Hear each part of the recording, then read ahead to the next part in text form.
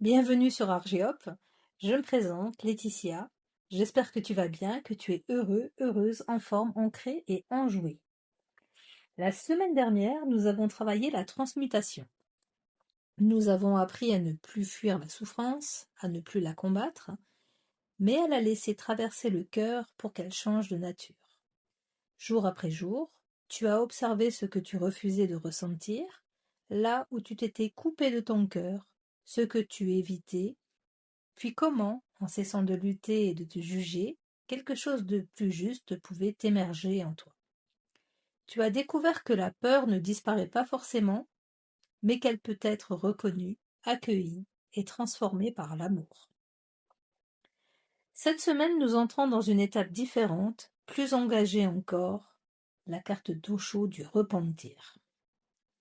Il ne s'agit plus seulement d'accueillir et de transformer ce qui fait mal, mais de regarder avec lucidité là où une responsabilité consciente est en jeu. Le repentir, tel qu'il nous est transmis à travers l'histoire de Shibli, n'est ni une culpabilité ni une confession verbale. C'est un retournement profond de l'être, une prise de conscience qui va jusqu'aux racines et une décision claire de ne plus répéter ce qui a été vu. Cette semaine nous invite à quitter les compromis, à sortir de la peur de la foule, du regard des autres, et à entrer dans une honnêteté intérieure radicale. Nous allons explorer ce que signifie demander pardon là où c'est nécessaire, reconnaître l'oubli, rester vigilant et laisser le repentir devenir une véritable transformation incarnée et non une simple intention. Nous poursuivons le chemin un peu plus profondément encore. Avant de commencer mon cheminement, voici la parabole d'Osho sur la carte du repentir. Le repentir, quand Shibli jeta une rose. Si vous avez commis une faute envers quelqu'un, allez voir cette personne et demandez-lui humblement pardon. Il n'y a qu'elle qui puisse vous pardonner, personne d'autre.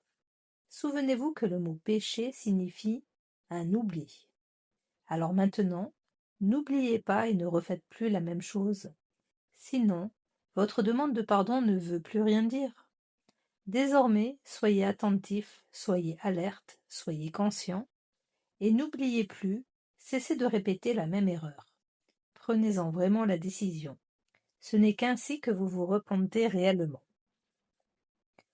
Quand vous comprenez où se trouve la responsabilité, le repentir peut devenir en vous un phénomène extrêmement profond. Alors, même la moindre chose, quand elle devient repentance, et pas seulement de façon verbale, pas superficiellement, mais lorsqu'elle pénètre jusque dans vos racines et que votre repentance surgit de là, quand tout votre être est ébranlé, tremble, pleure, quand vos larmes jaillissent, non seulement de vos yeux, mais de chaque cellule de votre corps, alors ce repentir peut vous transfigurer. Commençons. À quel endroit de ta vie as-tu perdu de vue ta conscience au point de ne plus être pleinement présent à ce que tu faisais? Cette question a été tissée avec l'idée que le péché n'est pas une faute morale, mais un oubli de conscience.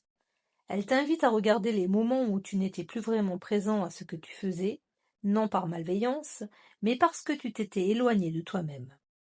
Ce jour ouvre un espace d'honnêteté intérieure, non pour te juger, mais pour retrouver la conscience là où elle était assoupie. Cette question ne te demande pas de chercher une faute ni à te blâmer. Elle t'invite simplement à regarder avec honnêteté les moments où tu n'étais plus vraiment là, où tu fonctionnais en pilote automatique. Cela arrive quand on est fatigué, quand on a peur, quand on cherche juste à tenir, et des fois quand on est blasé également. Ici, il ne s'agit pas de bien ou de mal, mais de présence. Revenir à la conscience, c'est déjà commencer à guérir ce qui s'est figé en toi. Et pour ce premier jour, s'est présenté le cavalier de denier inversé. Ce qui attire immédiatement mon regard sur cette carte, c'est ce bleu tout autour de la tête de mon cavalier. Le ciel, le vide, l'espace. Puis vient sa tête, et ce bonnet inversé qui me fait penser à l'aileron d'un requin. Un requin qui flotterait à l'envers dans l'océan, comme s'il se laissait porter par les vagues, offrant son ventre au soleil, privé de direction, hors de son mouvement naturel. Cette image me donne une sensation très animale, celle d'un être qui n'est plus dans son instinct juste. mais qui continue d'avancer malgré tout, même à l'envers. Le cavalier part en quête, oui, mais une quête qui n'est pas la sienne. Une vie vécue par habitude, par formatage, emprisonnée dans des pensées répétitives et des automatismes. En regardant ses jambes et ses pieds, je ressens comme un besoin profond de retrouver le sol, de s'ancrer, de redécouvrir la sensation d'avoir les 2 pieds bien posés à terre. Comme un appel à revenir dans le corps, dans le concret, dans une perception plus incarnée et plus simple de la vérité. À quel endroit de ta vie as-tu perdu de vue conscience au point de ne plus être pleinement présent à ce que tu fais? L'arrière-plan de la carte, ce village lointain, me fait penser à une école, à une institution, un lieu de formatage. Il me répond que nous passons presque tous par cette phase où l'on apprend à entrer dans un moule, au détriment de ce que nous sommes profondément.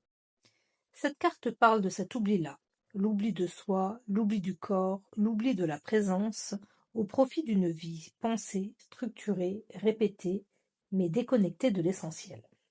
Une fois que tu as reconnu là où la conscience s'est absentée, la question suivante t'invite à regarder ce que cette prise de conscience vient t'éclairer aujourd'hui. Que t'invite aujourd'hui à regarder le repentir, sans chercher à te juger ni à te condamner. Cette question a été tissée avec l'idée que le repentir n'est pas une accusation, mais un éclairage de la conscience. Elle t'invite à observer ce qui, aujourd'hui, cherche à être vu clairement en toi, sans culpabilité ni condamnation. Ce jour ne demande pas une faute précise, mais une lucidité nouvelle sur ce qui a été oublié ou laissé de côté. Et voici le 9 de denier, la reine de denier et le pendu qui sont venus répondre à cette question, mais tous les 3 inversés. Alors ces 3 cartes ensemble, quand je les regarde, ce qui attire immédiatement mon regard, c'est le bas des cartes, comme une continuité végétale. Sur le 9 de denier, on voit l'abondance, les fruits. Sur la reine de denier, il ne reste déjà plus que des fruits. Et sur le pendu, je ne vois presque plus que des branches, un balai avec des feuilles, mais la verdure, la végétation, l'abondance ont disparu. Ce mouvement me donne la sensation que la prise de conscience liée au repentir ne s'amène pas vers un renoncement, mais vers une forme d'allègement, de dépouillement, comme si la conscience venait réduire les besoins, simplifier la vie, enlever le superflu. Le 9 de denier inversé parle ici d'une vie axée sur le travail, le confort, une forme de désinvolture ou de légèreté apparente, mais aussi d'une certaine superficialité. La reine de denier inversé, elle, met en lumière le soin de soi, le conflit entre le travail et le foyer, et l'indépendance financière. Elle montre un déséquilibre entre ta manière de prendre soin de toi et celle de répondre à tes besoins profonds. Cette prise de conscience génère alors des conflits intérieurs parce que ce qui semblait stable ne l'est plus vraiment. Puis vient l'arcane majeur du pendu inversé, une carte qui parle de retard, de résistance, de piétinement, d'indécision. Mon regard est encore attiré par la tête du pendu à l'envers, comme celle du cavalier de denier du jour précédent, mais ici l'horizon s'ouvre au niveau de la tête, c'est elle qui va rejoindre le sol, s'ancrer, se relier à la nature, aux éléments, se relier à toi. L'invitation au repentir ici ne t'a pas été proposée, elle s'est imposée à toi. Elle n'a rien de naturel ni de souhaité, elle n'est pas la bienvenue, mais elle est là, et pour pouvoir continuer ton chemin, tu n'as d'autre choix que de l'accepter. Dans quelle situation sais-tu intérieurement ce qui est juste, mais continues-tu à agir autrement, par peur ou par facilité? Cette question a été tissée avec la notion de responsabilité consciente. Elle t'invite à reconnaître les situations où tu sais intérieurement ce qui est juste, mais où tu continues autrement par peur, par habitude ou par facilité. Ce jour met en lumière la différence entre l'ignorance et le fait de savoir, et ouvre la possibilité d'un choix plus aligné. Ici, la question touche à quelque chose de délicat, le moment où tu sais ce qui est juste pour toi, tu le ressens intérieurement, et pourtant tu continues autrement. Pas parce que tu es mauvais, mais parce que tu as peur, parce que c'est plus confortable, parce que changer demande du courage. Cette question t'invite à reconnaître cet écart sans te juger, simplement pour le voir tel qu'il est. Et voici la roue de fortune inversée. Ici, on passe de la peur de ressentir à la responsabilité de regarder ce que l'on fait quand le mouvement se retourne. La roue de fortune inversée s'était déjà présentée la semaine dernière, associée à la question « Qu'est-ce que tu refuses encore de ressentir par peur de souffrir ?» À ce moment-là, tu étais bloqué, figé, dans une forme de confort, refusant de faire bouger quoi que ce soit, simplement parce que cela te rassurait. Aujourd'hui, la question a évolué. À quel endroit sais-tu très bien ce que tu fais, mais continues-tu malgré tout par peur, par habitude ou par compromis? C'est presque la même question, et pourtant elle n'est plus tout à fait au même endroit. Rien n'a changé extérieurement, si ce n'est que maintenant l'arcane majeur est à l'envers. Le mouvement n'est plus suspendu, il est retourné. Les mots-clés de la roue de fortune inversée parlent de malchance, de résistance au changement, de rupture de cycle. Je laisse volontairement de côté les 2 premiers mots pour me concentrer sur la rupture de cycle. Elle montre une période de stagnation, d'absence de progrès, mais surtout un point précis. Quelque chose demande à changer, ce changement est refusé. Ce que je ressens fortement dans cette carte, c'est la peur. Et soudain, la question devient difficile à porter telle qu'elle est formulée. À quel endroit sais-tu très bien ce que tu fais? Dans quel domaine exactement? Professionnel, familial, relationnel, amical, loisir? La carte ne répond pas à un domaine précis. Elle te montre que, dans ta vie aujourd'hui, tu as pleinement conscience que tu fais quelque chose qui demande à être changé, mais que tu refuses ce changement par peur, par habitude ou par compromis. En formulant cette question, je me rends compte que la vraie interrogation n'est peut-être pas seulement où tu sais que quelque chose doit changer, mais qu'est-ce qui t'empêche de le changer? Comment amorcer ce changement? Et comment on peut t'aider à l'entrevoir? Et finalement, la réponse de la roue de fortune inversée aujourd'hui est simple et exigeante à la fois. Avant même de savoir comment changer, il te faut reconnaître pleinement, consciemment, honnêtement, que quelque chose est à changer. Après avoir reconnu qu'un changement est nécessaire, sans encore savoir comment l'amorcer, le jour 4 t'invite maintenant à regarder plus précisément ce qui te retient, là où tu te suspends entre 2 élans, entre ce que tu sais et ce que tu n'oses pas encore choisir. Quel compromis avec la foule, avec les autres ou avec toi-même es-tu invité à reconnaître honnêtement? En voyant cet écart entre ce que tu sais et ce que tu fais, la question suivante t'amène à regarder les compromis que tu as pu faire avec la peur ou avec les autres. Donc, quel compromis avec les autres, avec la peur ou avec toi-même es-tu prêt à reconnaître honnêtement? Cette question a été tissée avec l'histoire du compromis. Elle t'invite à regarder honnêtement les endroits où tu t'es adapté à la foule, au regard des autres ou à la peur, plutôt qu'à ta vérité intérieure. Ce jour ne cherche pas à condamner, mais à révéler ce qui demande à être reconnu pour ne plus être répété. Ce n'est pas une accusation, c'est une invitation à retrouver ta vérité intérieure là où tu l'as mise de côté. Et voici le pendu et le 2 de bâton. Comme une évidence, avec beaucoup d'amour, les guides nous orientent vers l'arcane majeur du pendu, cette fois-ci dans le bon sens, accompagné du 2 de bâton. Il y a dans cette réponse quelque chose de profondément juste, presque apaisant, comme si tout s'alignait naturellement. Face à cette carte, mon cœur s'ouvre. Ce travail continue à me faire avancer, de me faire ressentir, de m'inviter à rester dans cette posture d'éveil envers moi-même et envers tous ceux à qui ces mots sont destinés. La question posée est la suivante. Quel compromis avec la foule, avec les autres ou avec toi-même es-tu invité à reconnaître honnêtement? Le pendu à l'endroit me montre que ce compromis à reconnaître, c'est avant tout celui de ta manière de voir les choses. Tu sais que ton point de vue n'était pas le bon, et tu es désormais en accord avec cette vérité. Tu l'as déjà accueillie en toi. Elle a commencé à mûrir, à faire son chemin intérieurement. Ce chemin mène naturellement vers le 2 de bâton, qui ouvre vers le monde. Car si nous continuons à ruminer chacun dans notre coin, à cogiter sans partager, nous alimentons des égrégores lourds et nous affaiblissons Gaïa. Or, c'est l'inverse qui est demandé ici. voir d'abord. Et une fois que l'on a vu, on ne peut plus ignorer ni oublier. Ce qui a été vu revient, travaille, nous rattrape et nous oblige à évoluer. Ce mouvement intérieur nous pousse à travailler sur nous-mêmes, à nous transformer, à nous bonifier. Comme nous l'avons vu la semaine dernière avec la transmutation, il s'agit d'inspirer la noirceur de ce monde pour aider la Terre à aller mieux et de lui renvoyer l'amour de soi, l'amour des autres, l'amour de l'univers.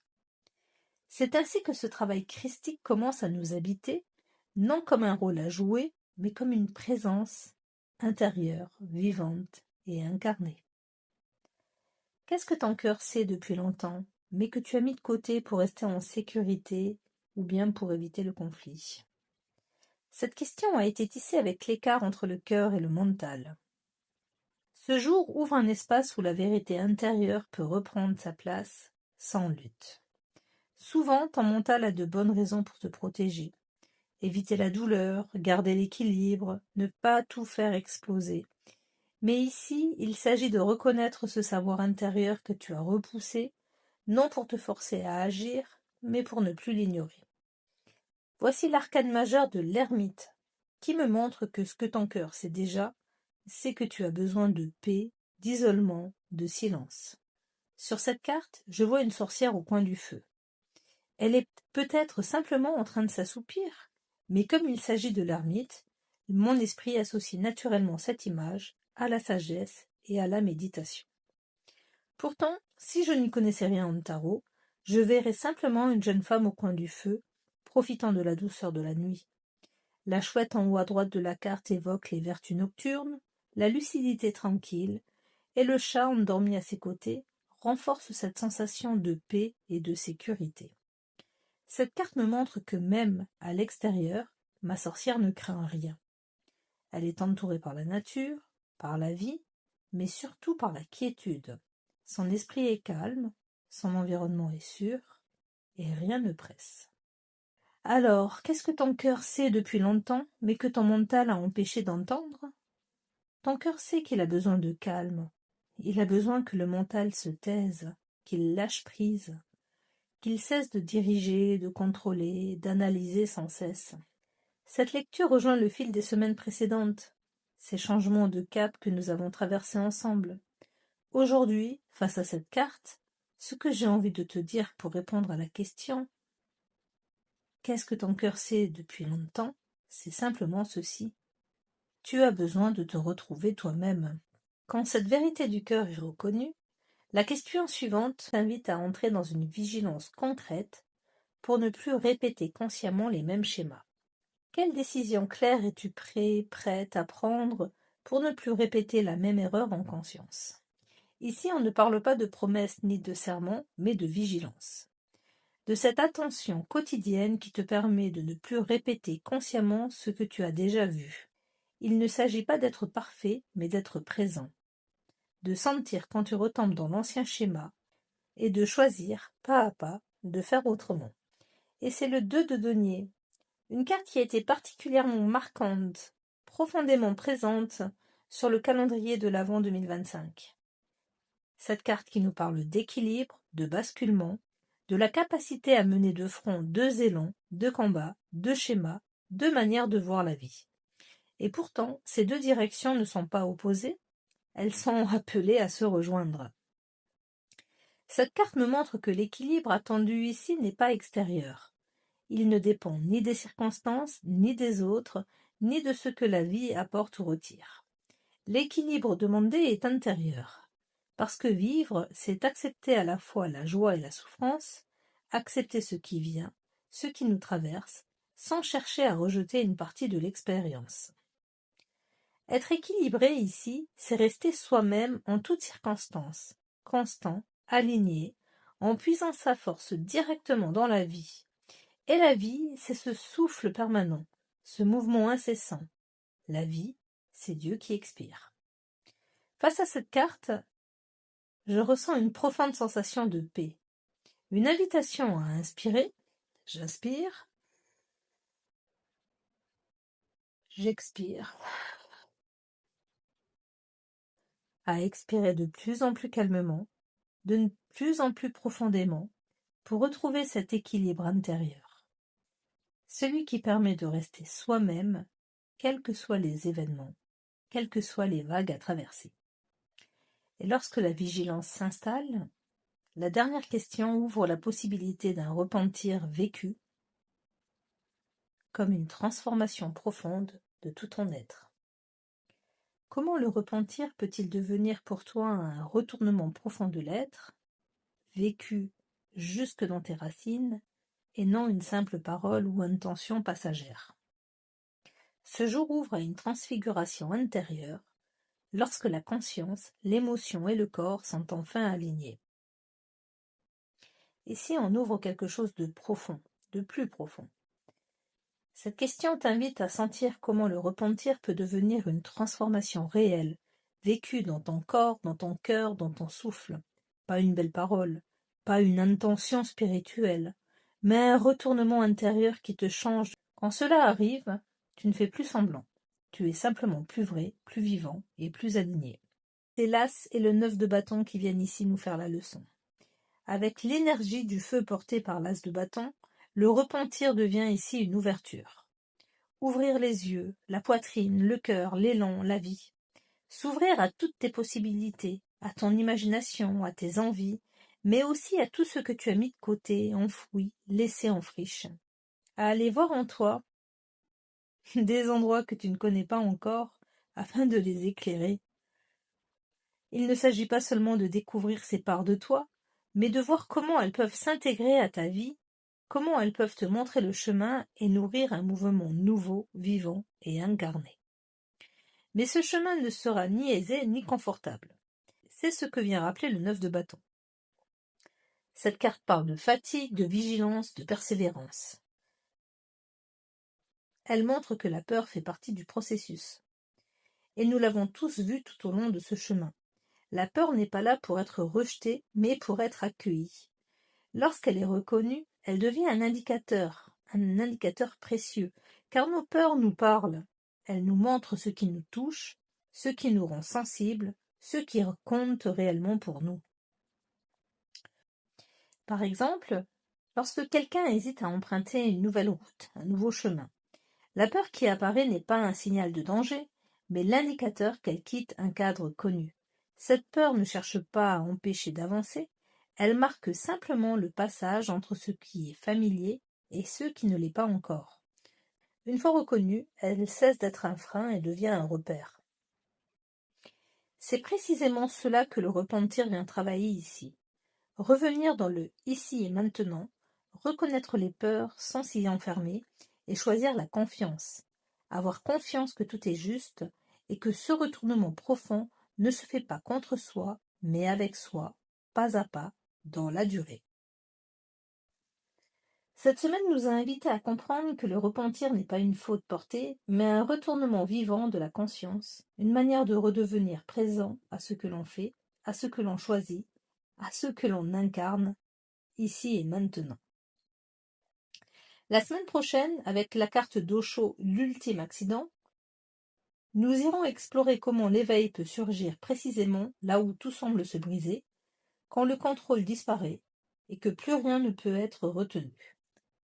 En attendant, voici l'histoire d'Osho sans mon questionnement. Excuse-moi d'avance pour les fautes de prononciation. La première fois qu'on entendit parler de Shibli fut lors de l'assassinat d'Al-Hillaj Mansour. Dans le passé, nombreux sont ceux qui furent assassinés par des soi-disant religieux. Jésus fut assassiné, mais jamais il n'y eut un meurtre aussi horrible que celui d'Al-Hillaj. On lui sectionna d'abord les jambes, alors qu'il était vivant. Puis, encore vivant, on lui sectionna les mains. Ensuite, on lui coupa la langue, puis on lui arracha les yeux. Tout cela alors qu'il était encore en vie. Il fut découpé en morceaux. Et quel crime Mansour avait-il commis? Il avait déclaré Han al-Haq, ce qui signifie « Je suis la vérité, je suis Dieu ». Tous les sages des Upanishads le déclarent. Am Brahmasmi, je suis Brahma, le soi ultime. Mais les Mahométans ne purent le tolérer. Monsor est l'un des plus grands soufis. Lorsqu'ils commencèrent à lui couper les mains, il leva les yeux au ciel et pria Dieu en disant: Tu ne peux pas me tromper, je te reconnais en chacun de ceux qui se trouvent ici. Essayes-tu de me leurrer? Te présentes-tu comme un meurtrier, comme un ennemi? Mais je t'assure que je te reconnaîtrai, quelle que soit la forme que tu prennes, parce que je t'ai reconnu en moi-même. À présent, aucune mystification n'est possible. Chibli était un compagnon et ami d'Al-Hillaj Mansor. Les gens jetaient des pierres et de la boue pour ridiculiser Mansor, et Chibli était présent.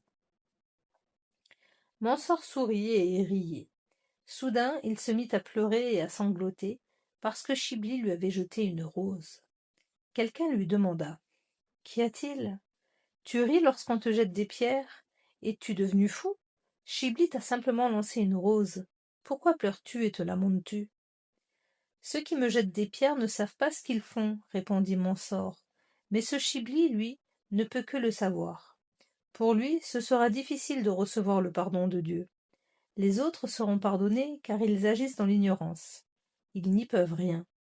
Dans leur aveuglement, c'est tout ce qu'ils peuvent faire. Mais pas pour Chibli. Un homme qui sait. Voilà pourquoi je pleure et je me désole pour lui. Il est le seul ici à commettre un péché. Ces paroles de Mansor transformèrent totalement Chibli.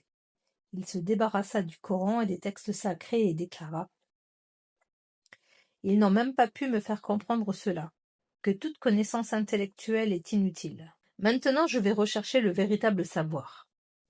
Et plus tard, lorsqu'on lui demanda: Pourquoi as-tu jeté une fleur? Chibli répondit: Par peur de la foule. Si je ne jetais rien, on aurait pu penser que j'étais un disciple de Mansor, et leur violence aurait pu se retourner contre moi. Je ne pouvais pas lancer de pierre, car je savais que Mansor était innocent, mais je n'ai pas eu le courage de ne rien jeter. J'ai jeté une fleur, ce n'était qu'un compromis. Mansor avait raison. Il pleura devant ma peur et ma lâcheté, il pleura parce que je me compromettais avec la foule. Mais Chibli se transforma radicalement, il comprit. Les larmes de Mansor furent une véritable transformation. Merci de m'avoir écouté et n'hésite pas à me laisser un commentaire ou à m'envoyer un mail pour me dire ce que tu apprécies dans ce travail, comment ça résonne pour toi. Et une excellente semaine. À bientôt.